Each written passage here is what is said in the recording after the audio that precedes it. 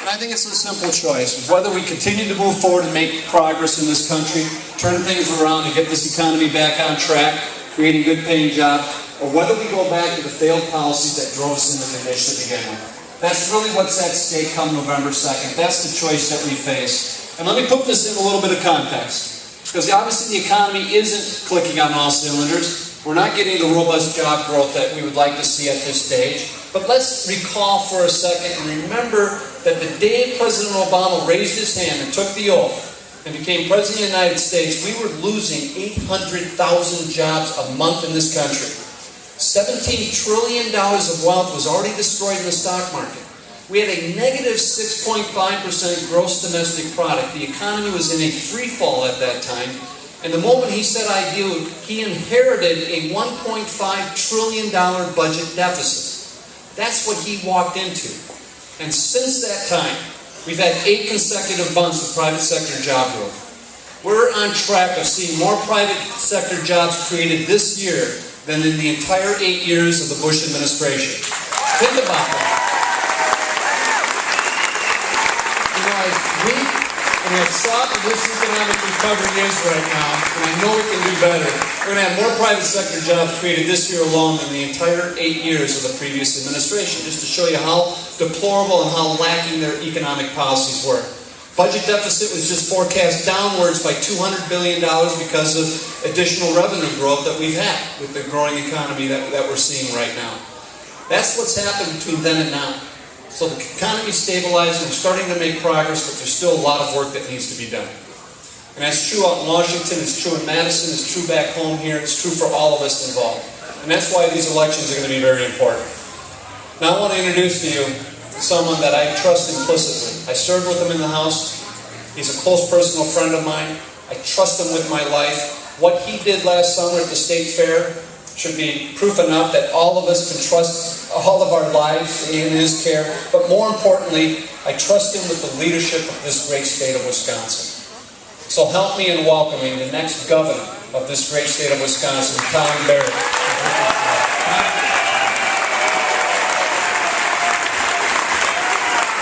Thank you very much, Ron.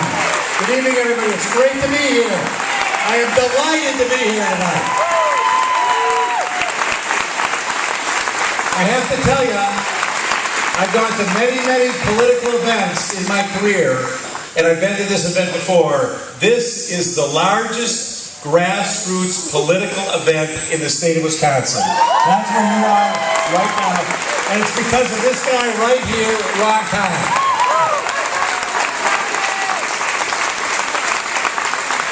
I realize you wouldn't be here if you weren't a believer, so I feel a little bit like I'm preaching to the choir, and it's a mighty big choir. But you have to realize, because I did serve with Ron in Congress, how fortunate Western Wisconsin is to have Ron Kine as a member of Congress. He is respected in Washington, D.C. beyond what anybody here can imagine, because of his intelligence, because of his work ethic, because of his integrity, because of his ability to work with people from all different parts of the political spectrum. People respect Ron Kine. And the only thing they like more than Ron Kine is Tawny Kine.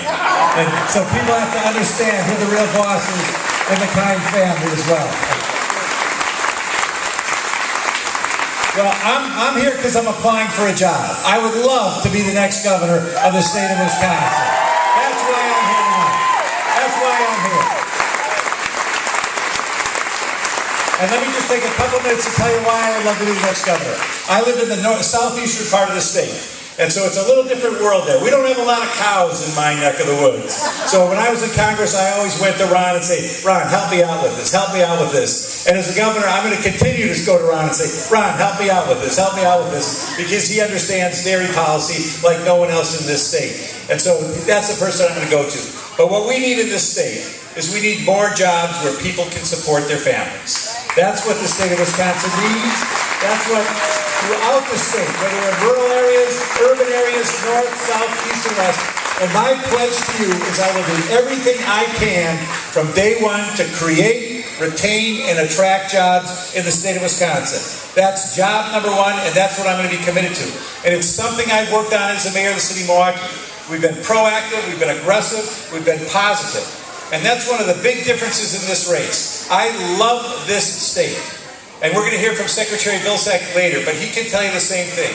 The governor of a state has to be the #1 salesperson, has to be the #1 ambassador, has to be the #1 cheerleader. And that's what I want to be for this state. And on the other side, you've got two guys that love talking about how lousy things are. Well, things are challenging, and we know that. We all know that. But we also know that you don't sell a car, you don't sell a dress, you don't sell a house by saying how lousy it is. You won't buy it. You're not going to buy a dress if they tell you it'll look fat in it. It's just not going to happen. You're not going to buy a car if they say, well, it's going to break down. And so we have to have a leader in this state who recognizes all the wonderful things we have in this state. And I'll tell you what I've seen over the last 10 months. I call them Wisconsin values because I see them in every part of this state. I go to small communities, rural communities. I go to large cities. I see people who first and foremost want their kids and their grandkids to get a good education. They understand how important education is to the future of this country. Second, not surprisingly, they want to have a job where they can support their families. And that's why we're focusing on family supporting jobs. Third, they want health care that's affordable and accessible. And that's something that Ron has worked on. That's something that we've got as a Badger Care program that we have to continue. And the fourth and final thing, and this is really special, because I see it again throughout the state. And as I was driving here from Onalaska, just the incredible terrain that you see here, people recognize that we are blessed to live in a state that has such incredible natural resources. And whether it's the Mississippi River, the St. Croix River, Lake Superior, Lake Michigan, or all the lakes and rivers in between, people recognize that we have a special obligation to our kids and our grandkids to make sure that we're good stewards. And those are Wisconsin values. I see them throughout this state. So what we're going to continue to do the next 7 weeks is we're going to talk about optimism, about the future. Because this is a country, this is a state that's always been optimistic. And I know, and you know, that we are in very difficult times. But it's that Wisconsin spirit, that's American spirit, that has got us through this. And we're not going to get through this if we go around saying how lousy everything is and how we're going to be going into reverse. That's what we have to change. And so I'm here to ask you for your support. I'm here to thank Ron for all the great things he's done. And I'm also here to ask you to help Ron, because it is a tough year. And we all know it's a tough year. When I got into this race, the White House came to me and said, we are so thankful that you got in this race. And I said to him, well, I wanted to pick the toughest year possible.